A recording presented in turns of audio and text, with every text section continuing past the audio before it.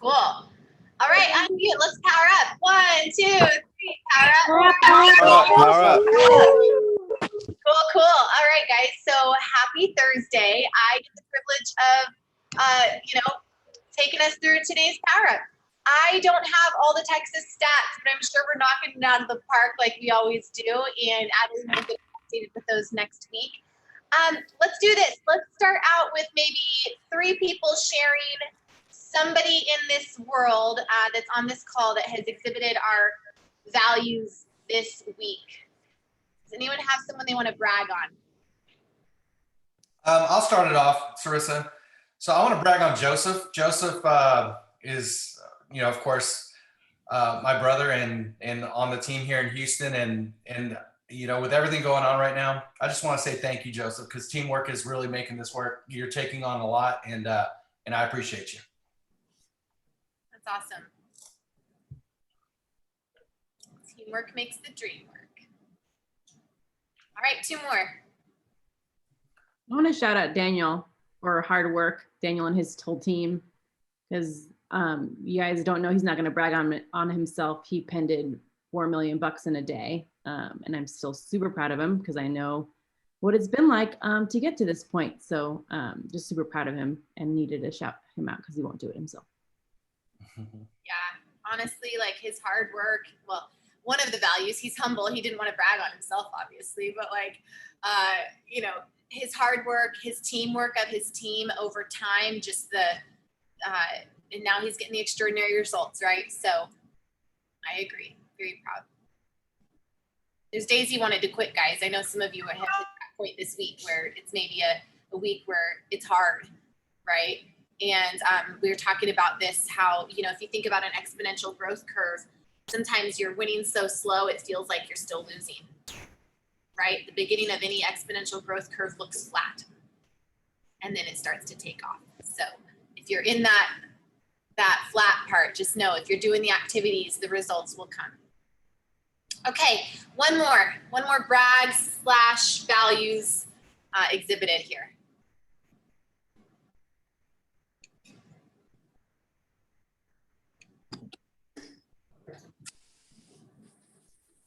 I'm just gonna sit here till one of y'all comes up with somebody to brag on. We said 3. I'll do it.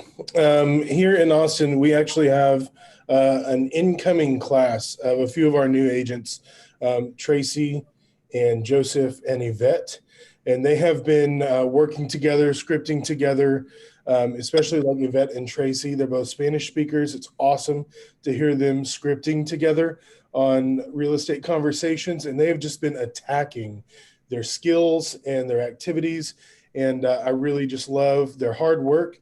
I can't wait to see their extraordinary results, but their teamwork has been amazing. Thank you. That's awesome, Casey. Congrats, guys. Those results will pay off too. And also, what I will tell you, sorry, like one of you. Thanks, Casey. What I will tell you is, as our new people come in and they really start to elevate their game, it inspires the rest of us. And it ups the game for everybody. And some of the people who've gotten, I say some of the people, some of us, as we start to get either a little bit lazy or a little bit comfortable or a little bit whatever, we go, oh crap, gee, like we got to step it up. Look what they're accomplishing. And so it really, don't stop, guys. Keep it up. That's awesome. Okay, today, y'all, we have a solo panelist, Elizabeth Gassos, woohoo, in the house. She, man, guys, like, she's just awesome. I have so many awesome things to say about Elizabeth. She was my showing agent that started with me 4 years ago, before we were even Ben Kinney team.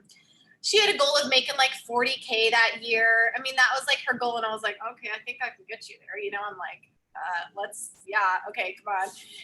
And every year she has just increased her skill set, her competence, her confidence, her leadership, her presentation skills, like all the things. And I'm so proud to still be in business with this amazing woman. She is a little under the weather because of vaccine number 2. So we're grateful that she's feeling good enough to even share with us today. But Elizabeth is going to take us through the buyer consultation for this market, because it is definitely different in our scripting and the hard conversations we have to have up front. And so please, if you are able to and you are pulled over and you have a notebook, take some notes. If we've got some ability, I'll try and throw some notes in the chat, and let's kick it off, Elizabeth. All right. Thanks, everybody. And if you guys have any questions or whatever while I'm talking, just put them in the chat. But I wanted to just kind of go through what my normal buyer consult looks like and how it's just sort of changed. If you guys, you know, have been on the team for a little while, I mean, I follow Ben's buyer consult pretty exactly, with some added twists from Jen Davis's Mega Buyers Agent class. I don't know if anyone has taken that. I'm actually taking it again right now. So kind of like mesh the two together. If you guys don't know, Jen Davis has like a showing assistant model, and they were closing about 225 units a year with her, an ISA, and 2 showing agents. So that's kind of like my goal one day, to be able to do lots of buyers, because they're kind of my bread and butter, but also just I love them. Currently have, I want to say 12 or 13 buyers pending. So it's, and a lot of them are like new construction and stuff, but there's a ability to have quite a bit of buyer business even in this market. So I'm gonna start off with just like, what do you guys say when you first, you know, walk into a buyer consult? So I have a little script that I'm gonna read off that is just a really good introduction to the buyer consult. So you say, hey, we're gonna talk today about what's happening in the market, about what the home buying process is like, and what you're excited to see in your new home. Then we'll sign some paperwork, decide if you're gonna work together, and decide if we're gonna work together. How does that sound? Just really quickly, right? You're just telling them, hey, we're gonna talk about the market, we're gonna talk about what you want in your house, and then we're gonna sign paperwork and decide if we're gonna work together. Does that sound good? I'm guilty of not always talking about the paperwork, about the buyer rep and stuff, but I'm trying to get better at it. So just by saying at the very beginning, hey, we're gonna do some paperwork at the end, is that cool with you?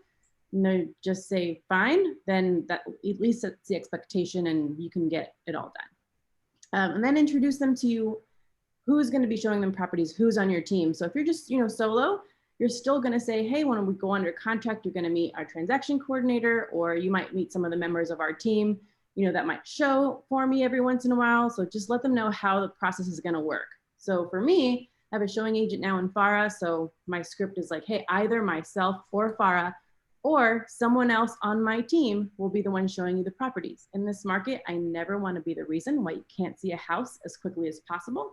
So I will hire people to open doors for us. And so that sets the expectation. It's not always going to be you. And honestly, I started doing that whenever I kept getting exposed to COVID last year and having to quarantine. Then I got COVID. So I had to use showing agents. And honestly, no one cared that I wasn't the one showing them the property.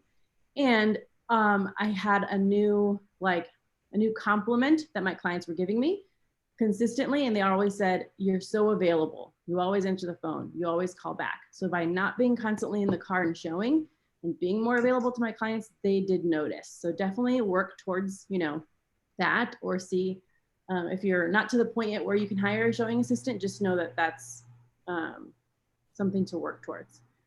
And then I just reiterate LP Mama. Normally I've already had a conversation with them. So I'm assuming you're not just meeting someone blind, you've had a conversation on the phone with them.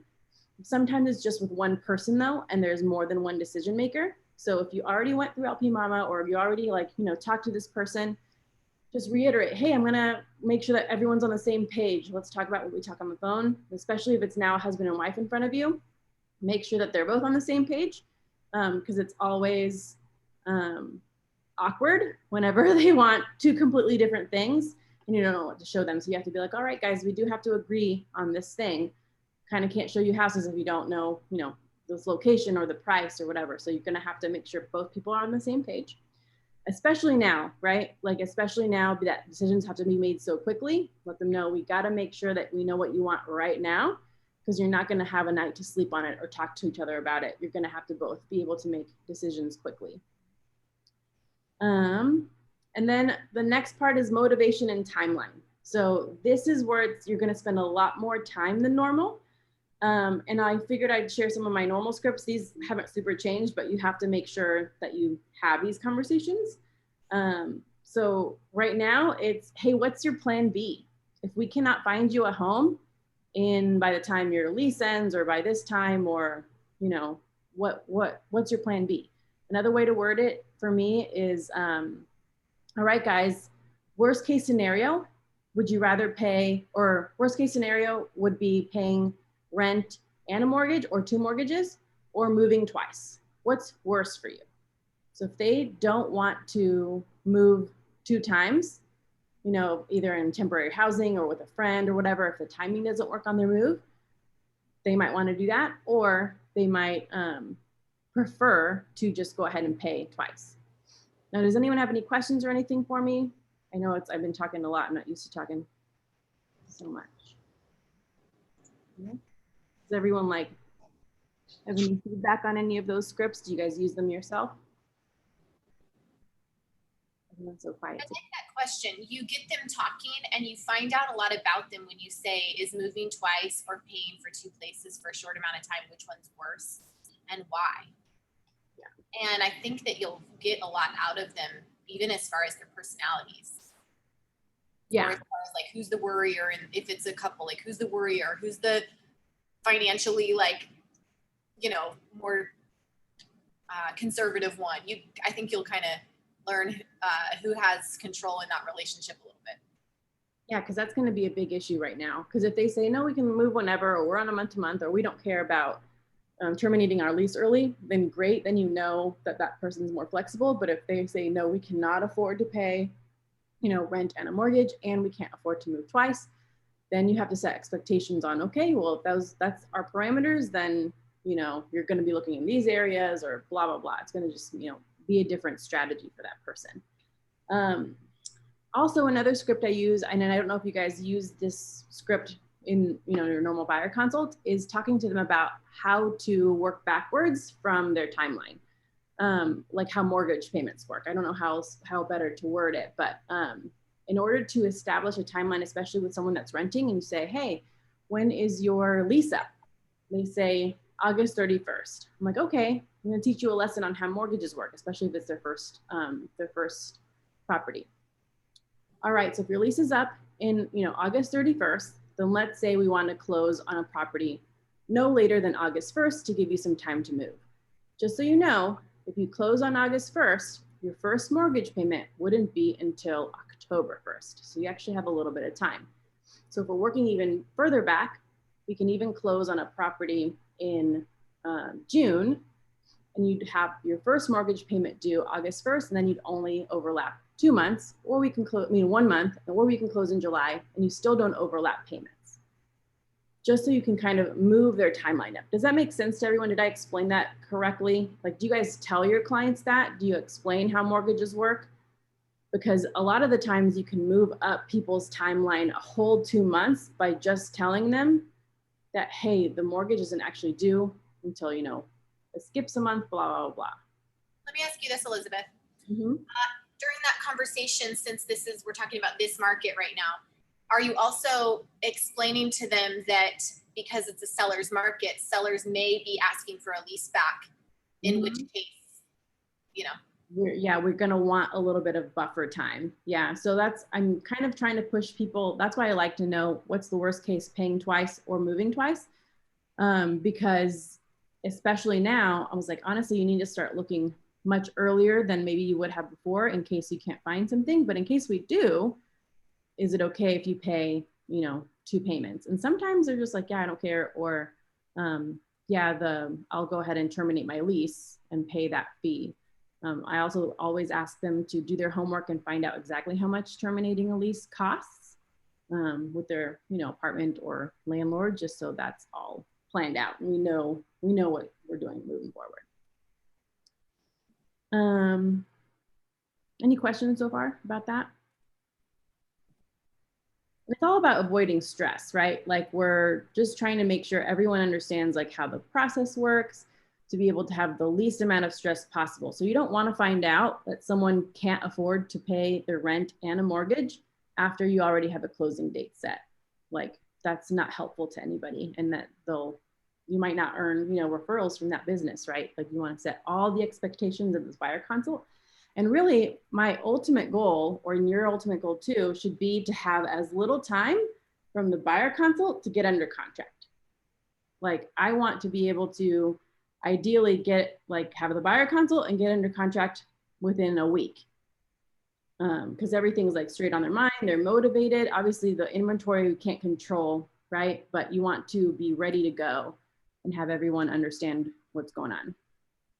By giving them worst case scenarios, even with, just, you said your goal is to help them avoid stress. Mm-hmm. A lot of times when I think about it, stress comes from like shocking moments or the unknown popping up. And when you take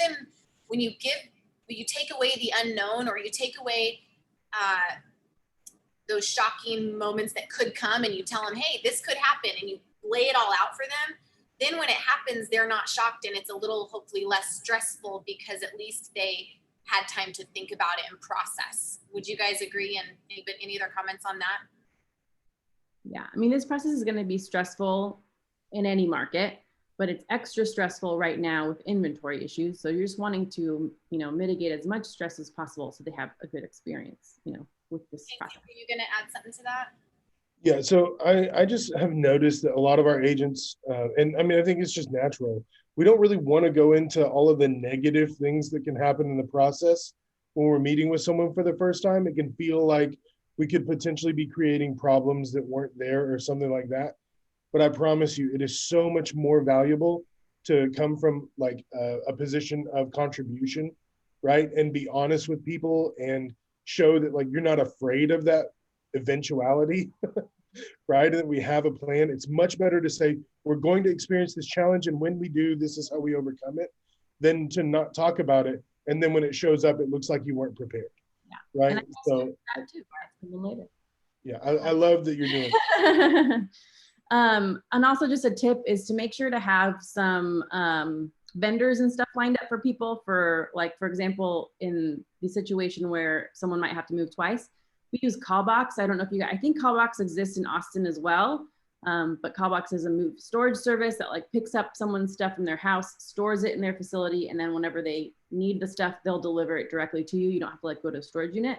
And we have a deal with Callbox so that all our clients get like 10% off. So that's just like something to present to them. It's like, hey, like I also have this in case we need to move twice. It's going to be way less stressful. I promise you won't have to go, pack your stuff up, go take it to a storage unit. Like they'll come to your house, and then when we have the new house, they'll deliver it to you at the new house.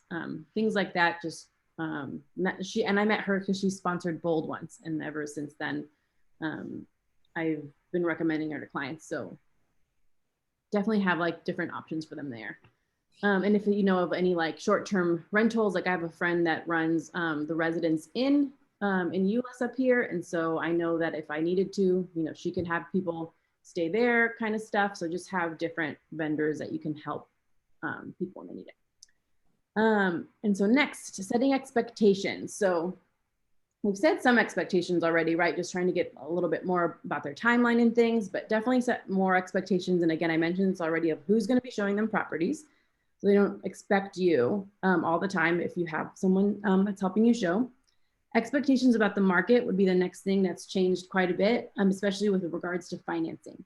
I don't have buyer's appointments anymore with people that aren't pre-approved or that aren't connected in the pre-approval process. There's kind of no point right now because if they are FHA, for example, and that's your only option, I'm gonna say, okay, if you're FHA, we're only looking at properties that have been on the market longer than 2 weeks or new construction, that's gonna be ready next year. Is that okay with you? And if they're like, no, I wanna move now, it's like, this is not, I can't do anything for you. Like, and we're not gonna say it's super negative, but it's just like, it's just not realistic right now. What's causing you to go FHA, and maybe you get them with credit repair and blah, blah, blah. But it's just setting realistic expectations, right? Like I know in our market, I have not had an FHA buyer all year. It's just not possible unless they're going to construction for us, right? I don't know how it is in Austin, but I'm assuming it's very similar or worse.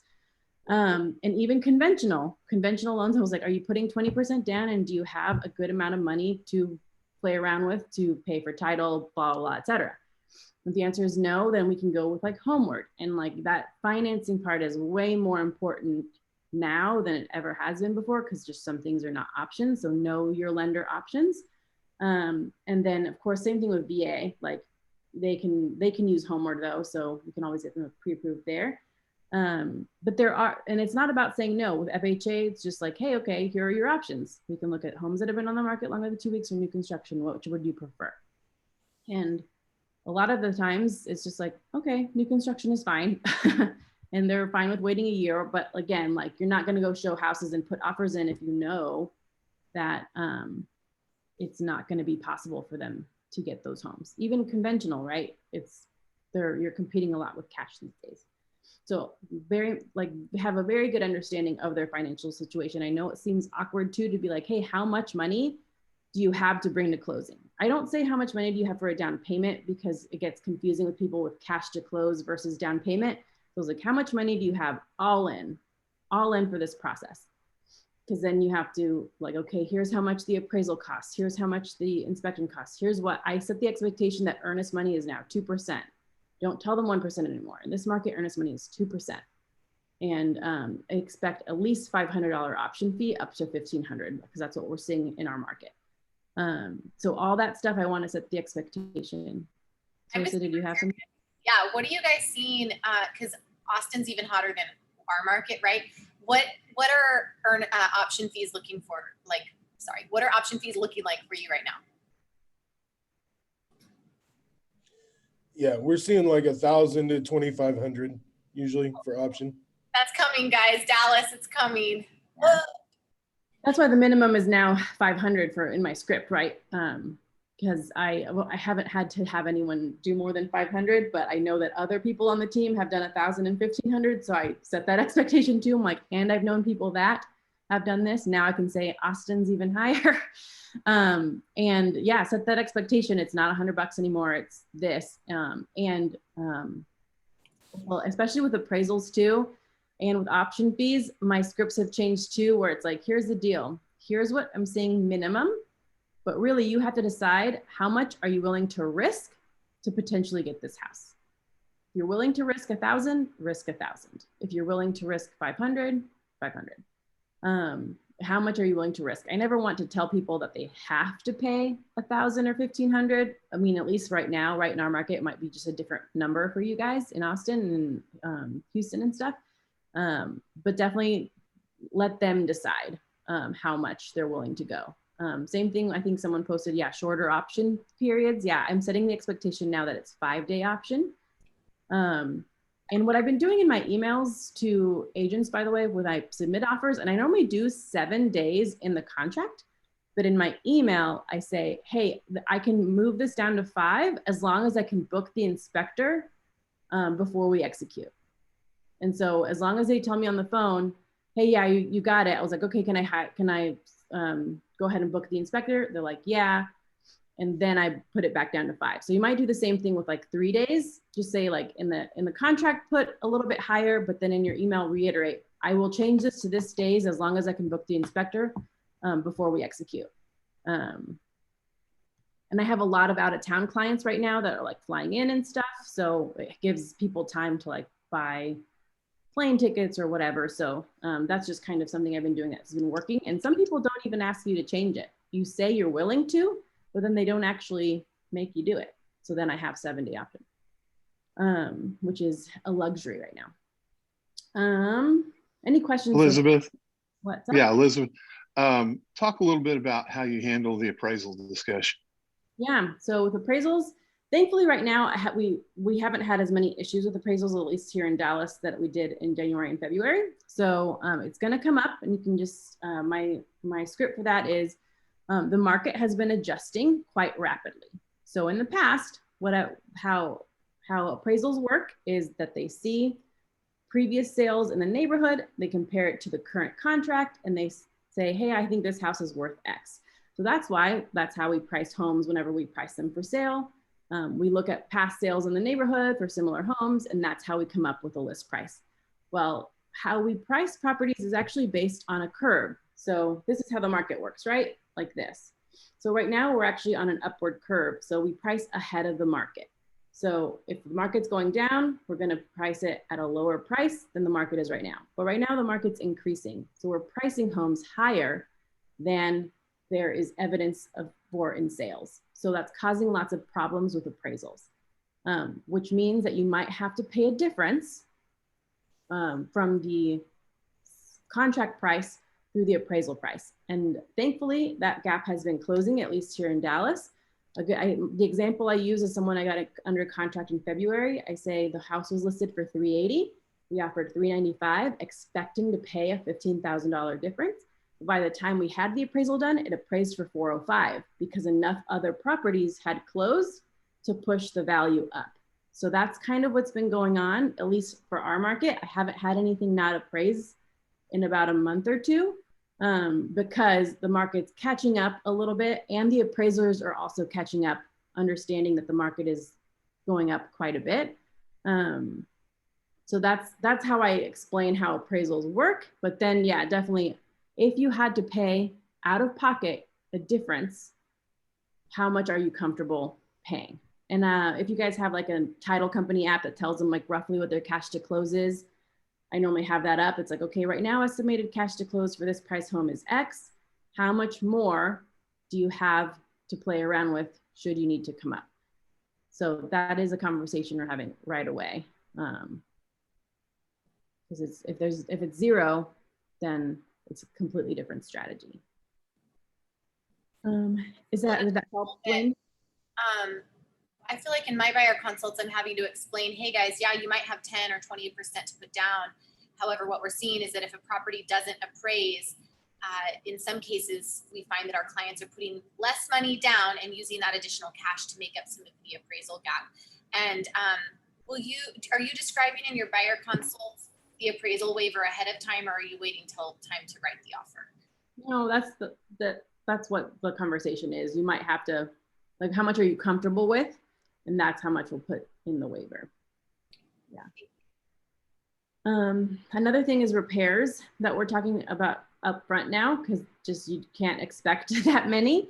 I'm sure you guys use the script of the big five, you know, HVAC, foundation, roof, electrical, and plumbing. It's like, those are the big five. Those are the items that we definitely want to make sure are in good order, and safety concerns. So if, you know, something's broken that can cause someone to fall, or, you know, something is overheating kind of thing, safety concerns as well can be addressed.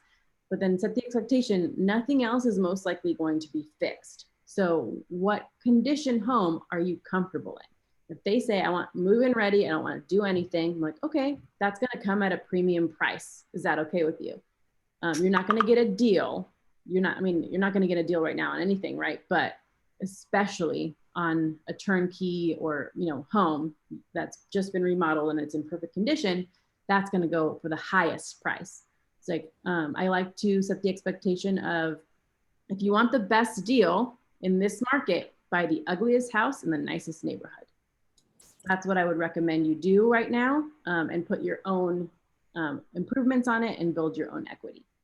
And then of course, let them know if you buy a house that needs major repairs, like foundation or something like that, you obviously also get a good deal, but you might not get financing for it. Because I always have those people that I'm just like, oh, you know, I want to buy this house super cheap and remodel it. It's like, you can't get financing though for those kinds of homes, and they don't understand. Questions so far? Jaime, were you going to say something or add something? Yeah, I was in a class earlier this week with our risk management, and we were talking about appraisal waivers. And you know, of course, risk management, they put the fear of God in you.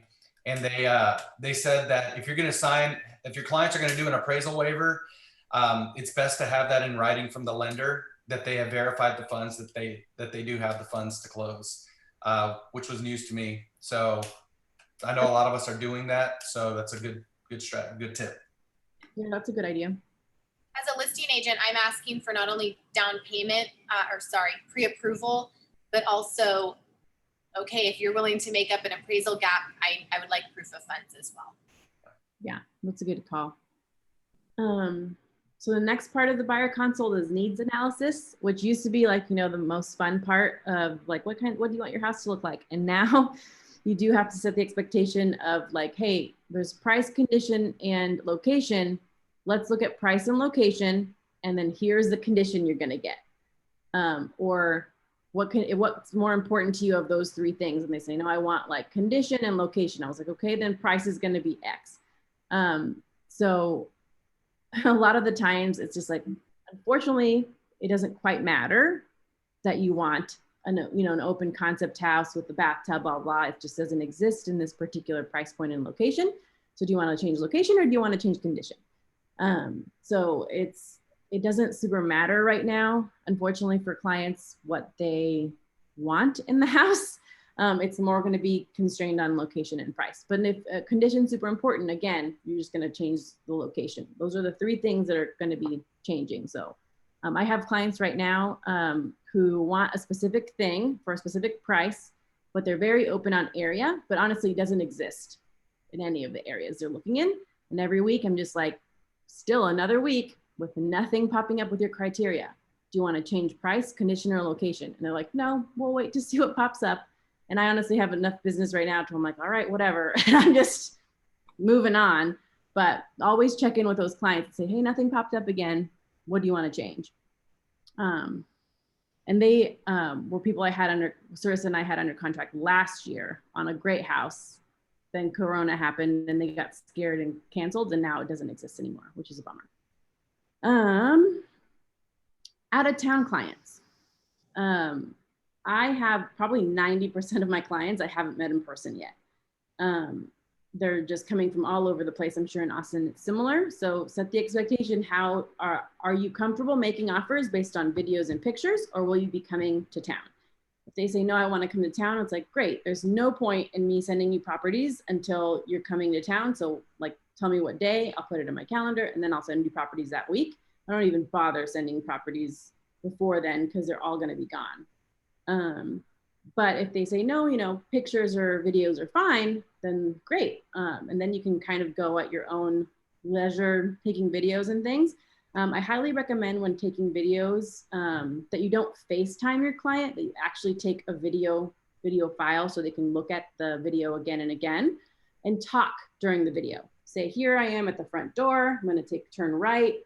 Here's what's the right, this is the formal dining. And I kind of have commentary throughout the whole thing. Like, hey, here's the formal dining room. Lots of people are converting these into studies or, homeschool rooms, like blah, blah, blah. And like, I just go through the house, and it might be a 10-minute long video, but I talk the whole time. I open hey, here's the water heater. It looks pretty good shape. It's a Bradford White. I like that brand, going blah, blah, blah. Like I literally just do a whole walkthrough of everything possible. I open every door. So they have a really good in-depth walkthrough. Because think about it, like buying a house sight unseen, it's scary. So just make sure to provide as much information. Don't send like a silent video to people. Have comment on there. I always like to like make them a little fun. If I'm in the bathroom, I just kind of like throw one of these up whenever I'm like in the mirror, because they haven't met you, right? And you want to have them see your personality. So point out everything. Like, here's the brand of the dishwasher. Oh, it's a Bosch. These are really quiet. Like things like that. So add extra flavor, add extras information to those walkthrough videos, because it's gonna build rapport, since you can't really build rapport in person right now with those out-of-town clients. And does someone want to say something?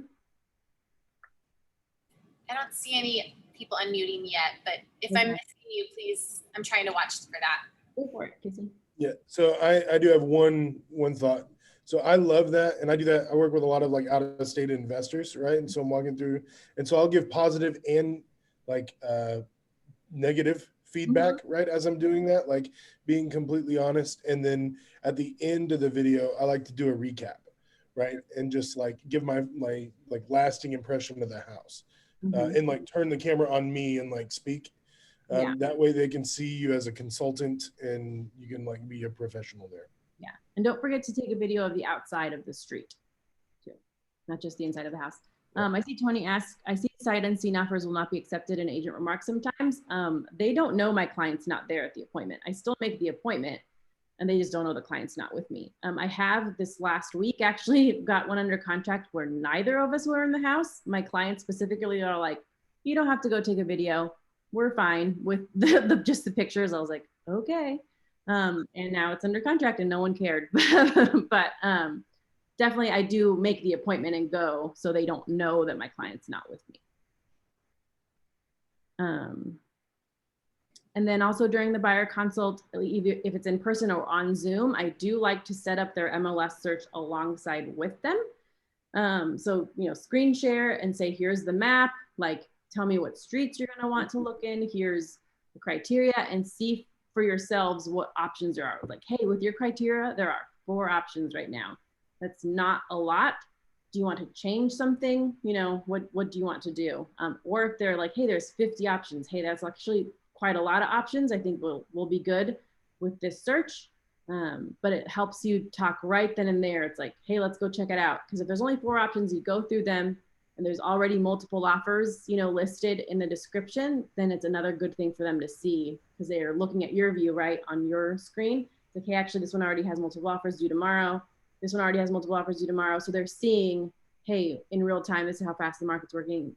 You're going to have to change something or be willing to put in extraordinary offers. I also find that when I do the searches sitting next to them or screen sharing with them and they get to see all the things Elizabeth just talked about, I also get a lot less of the, hey, I found this one on Zillow, because they don't question what your search looked like. And they were there with you. They know what the area looked like. They know the price point. They know all the criteria. And so you're getting less of the, you know, them searching at night thinking maybe you missed one. Does that make sense?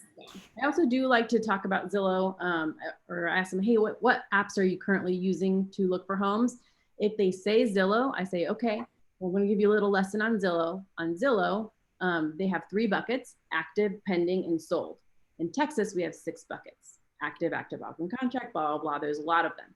And so because they don't have as many buckets as Texas does, it only shows active and pending. So that doesn't show you when it's in these other 2 stages. So you're actually looking at 3 times as many homes that are actually available. So please don't look at Zillow. It's going to make you mad because those are not actually available. You can look at our apps. I know that our MLS just changed to that one home portal, which I don't love.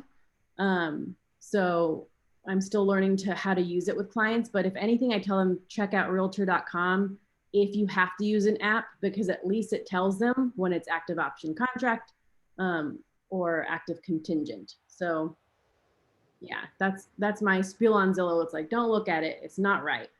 I also give them the whole, in the number of states where Zillow is most accurate, Texas is number 50 with a plus or minus 22% accuracy rate. So there's no point in looking at this estimate. Don't ask me about it. So that's my little Zillow spiel. And they're like, okay, I won't use it. And then if they do send you properties on Zillow and you keep telling them pending, pending, pending, I was like, hey, I told you that these are going to be wrong. They're like, oh yeah, okay, I'll stop using it. But yeah, it's very annoying. Plus or minus 22% accuracy. Like, wait, that's all right. Yeah, and you can look it up. There's an article that says all that stuff. So if someone wants the article, just. I remember like the CEO of Zillow's house was off by like $1 million+, you know, like on his estimate. Yeah, and that, you know, you have to have those conversations a lot, especially with people moving from other states that are not, what's the word I'm looking for? I have a foggy brain right now. Non-disclosure states. They're just like, Zillow says this. Oh, so you have to explain to them, actually, we're a non-disclosure state. Here's how Zillow works. Here's why it's not accurate. They're only looking at blah, blah. I had to do that with that client from Wisconsin because I had to be like, 2 houses that are next door to each other. If one's an investor and one's an owner occupant, this one's going to be much higher in the tax records than this one. Like, I explain all the things so they can just not bug me about it anymore, right? Because that's one of my biggest pet peeves. But yeah, that's definitely conversations have right now with people that need it. So lastly, I don't know how we are on time. Okay, we got a little bit of time. The last thing I do now, because it used to be the first thing, but now I have to really set expectations and make sure that they're ready, willing, and able buyers, ready to go. If at any point in time they're like, no, I'm not willing to do these things, and it's like, okay, if you're not willing to do these things now and you want to wait a year until the market changes, just realize that even though it'll be less competitive, the price will be higher. Are you okay with that? The prices are still going to go up, even if the market's less competitive. So as long as you understand the prices are going to continue increasing, then that's might be the right strategy for you if you don't like competing right now. And then if they're all like, okay, great, yeah, we're ready to go. then I kind of do what Casey said and say, okay, so I know what I've told you might be discouraging and seem like it's gonna suck to do this process. But you gotta remember that we're not buying a house just because you want a yard for your dog, just because you want, to be able to paint your walls. You're buying a home to build wealth, to build long-term wealth. And this is how most Americans build wealth. And then I just go into the bennies of home ownership, the benefits of home ownership page, especially now that we have the app, which I love. I just opened the BKCO app and all the stuff we already talked to them about it. I just pop it into the app. If you guys don't have it, download the BKCO app. You go to the calculator, the value of home ownership, and you just pop in there, okay, a purchase price of this, down payment of this, loan terms, blah, blah, blah. Like, here's how much. And I go through the whole thing. I'm not going to do it now. We already know that, or at least should know how to do that script in a buyer consult. But now you don't even have to do the math. You can just do it on the app and tell them, this is the reason why we're buying a house now, why we're going through all this, why you're paying, a little bit more if it doesn't appraise. Because even though you think that you're paying more than the home is worth, you're still earning, $20,000 this year by becoming a homeowner. So is it worth paying $5,000 out of pocket to gain $20,000 just in year one? And just go through that whole script. Does everyone do that at their consults? Does everyone do the benefits? And this is a long consult. I set the expectation normally it's going to be an hour plus if they have questions. So it normally takes me a full hour or maybe 45 minutes if they don't have a bunch of questions, but it's much easier to talk as much as possible in this home buyer consult when they're there and listening and trying to explain things along the way. Any questions or anything? Do you guys think that by having all of this information up front, that what are you doing for the client? Well, you're preparing them for the market, but you're also setting reasonable expectations. So, one of the scripts that I use a lot is, hey, this is a lot of information and some of it might not be what you were expecting, but I want to make sure as your fiduciary that after this appointment, you're able to move forward with confidence instead of concern. And that will help them because it reinforces the first house you go take them to see in these markets. They're going to have to make some decision either to pass on it or to go with it. And they're going to be like, oh, that's right. That's what Sarissa just told me 2 days ago at this appointment. That's what Elizabeth just told me. And I love how forward Elizabeth is. That's I think a great style for what clients need in this market. And it's just being very direct and getting all the expectations and hurdles out of the way up front. That way you could really go to work for them and just get them under contract. Yeah. What else are you doing for the client? Anything else that you guys can think of? What's the benefit to the client of having a long consult up front? Any other benefits? Well, along the lines of what Brandon said, I do always at the end say, the reason I'm going through all these things is because my job is not to make decisions for you. I'm not living at the house. I'm not paying your mortgage. My job is to make sure that you are the most educated buyer and the most confident buyer so that whenever you make your decisions, you feel very happy with them and happy with the whole process. Awesome. What do you guys think during this consult that you're doing for you in the long run? What does this consult do for you? I think a lot of it sets us up to have frank conversations, not I told you so conversations, right? But I love using the phrase, well, we knew this was going to happen, right? We already talked about this. Like we totally expected this, right? And that's sort of an assumptive close to tie back to what we were talking about, right? But we've already told them the challenges that were going to come up, and when they do, we look like an authority, and then they're not flying off the handle because we already talked about this, and they have to at least pretend like they're being rational, One other thing I say every once in a while, with that setting expectations, I like to joke, it's really awkward when I have to say I told you so. So let's just do it right the first time, and just laugh. Right? It's really awkward when I have to say I told you so. So here's how we can be successful the first time. I do that a lot on listing appointments too with pricing. Perfect. Casey, you kind of, sorry, Brandon, you also mentioned it here. I was getting to like, it saves us time in the long run.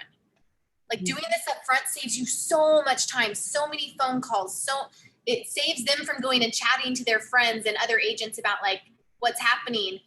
And then people putting seeds of doubt in their mind, right? And Brandon says here, it builds credibility. It saves us sanity. It saves them sanity. It gives us the ability to serve multiple clients at once. So this is just the smart way to do it. And she's learned this through trial and error. She's gotten more confident and she's realized what she's willing to accept in the long run, and ultimately how she can weed out the people that aren't ready, willing, and able and willing to do what it takes in this market to win, right? So you can have a ready, willing, and able buyer, we've talked about this before, who maybe just isn't willing to do what it takes in this market. And that's okay. But at least you've let them make the decision. Mm-hmm. I would say that also, like if you do a thorough, 45-minute call or whatever, you've set expectations, you built rapport, they like you, and you come off as competent, they're not going to want to do that with someone else and have to do the whole 45 minutes to an hour. They're already invested in you, so you should have them. Mm-hmm. Smart. Hey, one comment real quick for Elizabeth. I love that you add the bennies at the end for those clients that need to hear it at the end, or maybe that's your entire process now. But it is, in this market, it makes a lot of sense to do that because you have to give them some good news. You got to give them some maybe not bad news, but real news that they might consider bad. And then you hit them with the benefits at the end to say, well, even though blah, blah, blah. I really love that. I usually don't do it that way, but I think I'm going to start doing that. Yeah, I didn't used to do it that way, but I just noticed that I was spending a lot of time on the negative things in the beginning that I'm just like, okay, we got to make them remember what the good things are. Yeah, 100%. I also use the buyer consult book a lot, and I don't know if you guys have the new one or have used the new one. At the end, there are note pages on there. So I normally give it to them at the beginning to take notes. There you go, Casey, thanks. To take notes, I was like, hey, here's the last 2 pages, take notes. And then they're taking notes throughout the whole thing. And then at the end, I just take it back and just use that benefits of home ownership page. And the rest of the things are things you've already talked about normally. I don't go through each page, but those are the 2 things in the book that I like using. Elizabeth, can you speak a little bit on how you approach the multiple offer conversation? And by that, I mean before you're making offers, after you've made a few and lost a few, and how you're going to improve them next time. So I've gotten really good at having this conversation up front of, hey, here's how it's going to work. I'm going to give you, I'm going to run comps. I'm going to give you a suggestion on price. And then you have to decide how much above that are you willing to go, because I have no data to support what homes are selling for. They're selling for way more than what they're listed for, what previous homes have listed for. So I'm going to give you a base of minimum. You have to at least do this. Then you have to decide how much more you're willing to offer on a house. And it's going to depend on the market, but like in the market in that particular neighborhood.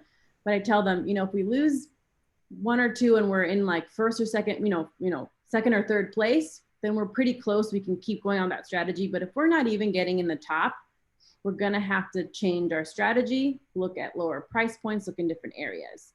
Are you okay with that? And for the most part, I haven't, like anything that's in like crazy multiple offers after 2 or 3 lost. I also like to put it in their ear of new construction. And again, it's going to take a long time, but I was like, if you're getting sick of this, there's always new construction here that matches your criteria. And that's happened twice where clients are just like, let's just do that. I don't want to do this anymore. So that's another like little strategy I use. And I know right now it's hard to find new construction, but it's possible. So that's kind of my go-to whenever they're just not able to make. And we don't know, right? Like that's what my issue is. It's like, we're making great offers and yet people are still coming in higher, and it just makes no sense. It makes like there's no data, right? It's really hard for us to advise our clients on multiple offers right now if they're going for $100,000 more than the house is worth. it's like, how can you advise someone? So just have, I would say, have other plan Bs and stuff in order. Hey, we're still not in the top 4. Let's change, like, what do you want to do? Look in a different area, look in a different price, or go to new construction. Because it's crazy right now. Awesome. Awesome. Thank you for that. What are But like, I would say like 3 offers in the same like criteria is kind of all I do. It's like, hey, we've made 3 offers. We're not getting the top. We need to change. I don't continue doing it. And normally I make those 3 offers in the same weekend. Like I tell them, you know, worst case scenario, you'll have to pay your option fee if we happen to go under contract on 2 on the exact same time, but that's never happened to me. So let's go ahead and make multiple offers. And then again, you're Come on, Becky. fast. You're not getting out, Angel. Come on. Daniel, I need you. Helen and Ben, keep up. Elizabeth, This is for me. just to be clear, when you're saying you're telling them a suggested price, you're telling them a certain amount over the asking price is what you think you need to go in, and then anything else other than that, what are you comfortable with? One comes for the like a price, but then look at how much over asking a neighborhood's going for. So if a neighborhood on average is going for 105% over asking, I add that to it, to like the comp price, and say minimum you have to do this. This is what's trending in the neighborhood. But you can also say, but it's gone as far as 115% over asking. So you have to decide how much this home is worth to you. And it's not any much easier conversation than you think once you've set all these other expectations. Are like, okay, it's worth $25,000 extra for me to get this home. Well, you know what I love too? When you're sitting there doing the search with them and you've narrowed down maybe an area, just go over and click on the solds and then do a quick report and show them, hey, okay, you're looking in this area. There's 4 on the market right now. When we look at the solds in the past 30 days, they're going for an average of 105%, list price to sales price ratio, with the high being 115. I want you to kind of get in your mind what market you're entering. And you're showing them, and it's not hearsay, it's literally they can see the data, right? They can see it themselves. And so therefore they're learning to trust you when your word is lining up with the information that they can see. Yeah. Okay. Is there anything else that you guys feel like we either missed or we didn't talk about, or questions you have for Elizabeth of how she would handle something at the consult?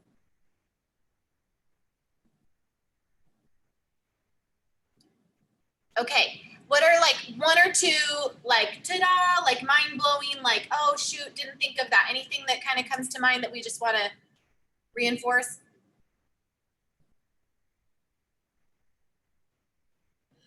Well, I think a new standard for coaching for me is going to be putting the benefits of homeownership at the end of the consult and using the calculator to do it. That's just, I think that'll be standard across the board. Cool. Anything else as we wrap up?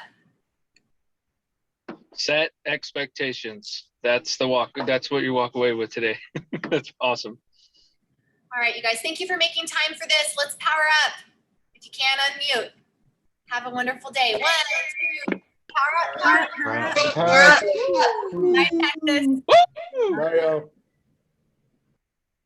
Hello.